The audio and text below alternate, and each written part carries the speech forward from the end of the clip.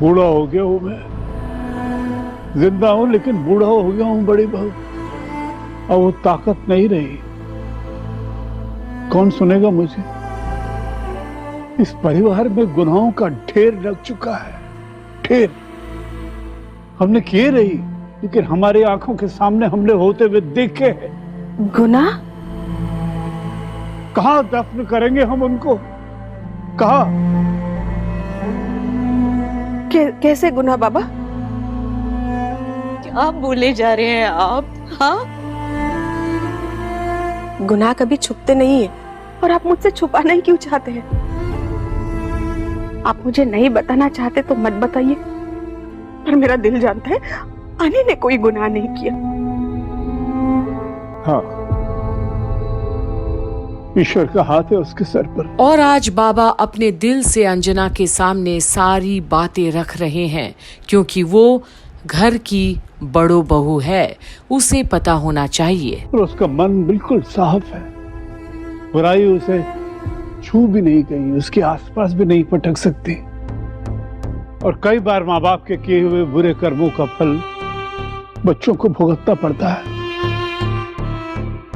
चुप हो जाइए आप, भगवान के लिए चुप करिए आप। ऐसा कौन सा गुनाह है जिसकी वजह से आज अनी की जिंदगी खतरे में है? लालच, लालच बड़ी बहू।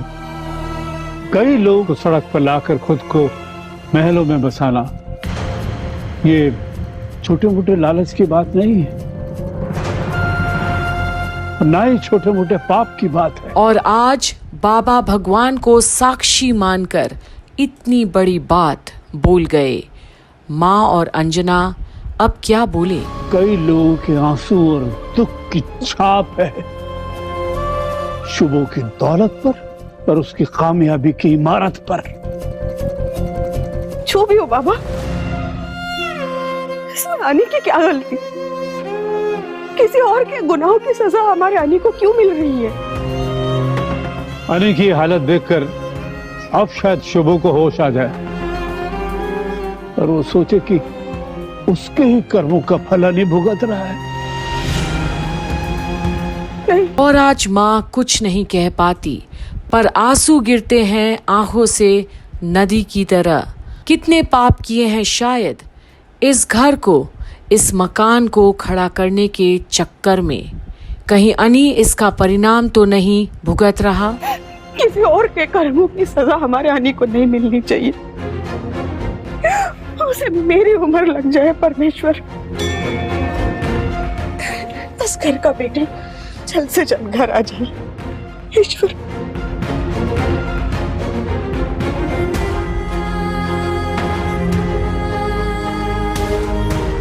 अगर आज आपने मेरी प्रार्थना नहीं सुनी भगवान, मेरे अनी को सही सलामत घर वापस नहीं भेजा, तो मेरी सारी प्रार्थनाएं, सारी पूजा आज तक मैंने आपके सामने जो सर झुकाया है,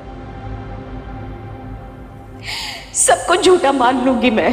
और आज ऊपर वाले के दर पर आखिर कौन सा खेल रचेंगे भगवान, ये इन्हें नहीं पता।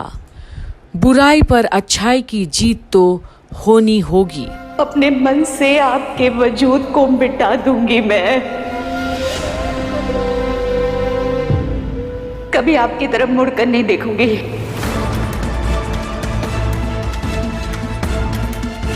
कभी आप पर भरोसा नहीं करूंगी भगवान।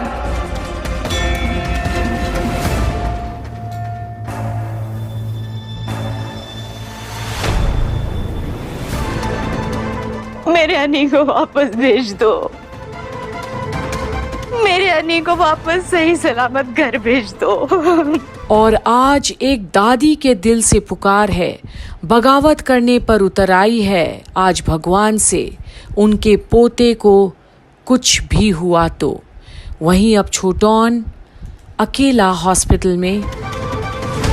मैम, कोई खबर आई? क्या हुआ अनिरुद्ध को? वही जो मैंने फोन पे बताया आप लोगों को। मेरा बेटा एकदम ठीक था, फिर अचानक से उससे क्या हुआ छोटा? और तुम्हें इतना टाइम क्यों लगा हमें इन्फॉर्म करने में? मैं सब कुछ अकेला संभाल रहा था यहाँ। अनी का इलाज करवाना ज्यादा जरूरी था। और वैसे अनी के साथ मैं अकेला नहीं था, आपकी बहू और उसकी माँ भी साथ में थे। उन्हें अनी पर विश्वास नहीं हो रहा था कि वो इतना बीमार हो सकता है। बीच सड़क में छोड़कर चले गए थे वो उसे। छोटोन, उनके पास वजह थी अनी पर विश्वास ना करने की, आप तो जानते ही हो ना। समझता हूँ, अच्छी तरह उनकी वजह समझता हूँ, इसलिए सब कुछ अकेला संभाल रहा हूँ मैं। क्या अकेला था? अकेला था, एक ही बात बोले जा रहे हो तुम छोटोन। अनी ने भी अपनी जिंदगी में तुम्हारे लिए बहुत कुछ किया है, और ये क्या कोई वक्त है ये सब जताने के लिए? बोलो। मैंने कुछ नहीं कहा ऐसा मेजो बोती। और अब क्या तनुजा छोटौन से क्या हिसाब किताब करेगी या अपने बेटे को संभालेगी, समझेगी? वहीं आज छोटौन को कोई नहीं रोक पाता, उसके जज्बात को नहीं रोक पाएंगे ये लोग। अब बहुत सर से पानी ऊपर आ चुका है। हर वक्त अपनी बड़प्पन दिखाने वाले ये लोग, क्या इतना भी दया नहीं उनके दिल में कि कदर कर सके किसी के किए काम पर? आज छोटौन नहीं होता तो इन्हें तो पता भी नहीं चलता कि उनका बेटा अनी कहाँ है, किस हाल में है भी या नहीं। तो आगे भी आपको बताते हैं और दिखाते हैं कि आखिर क्या होता है यहाँ हॉस्पिटल के 4 दीवारों के बीच, जहाँ आज अनी के लिए एक एक पल कीमती है, एक एक दुआएं काम आएगी उसकी जिंदगी के लिए। देखते रहिए कंप्लीट बॉलीवुड पर आने वाले हर एक अपडेट में कि आखिर क्या होता है।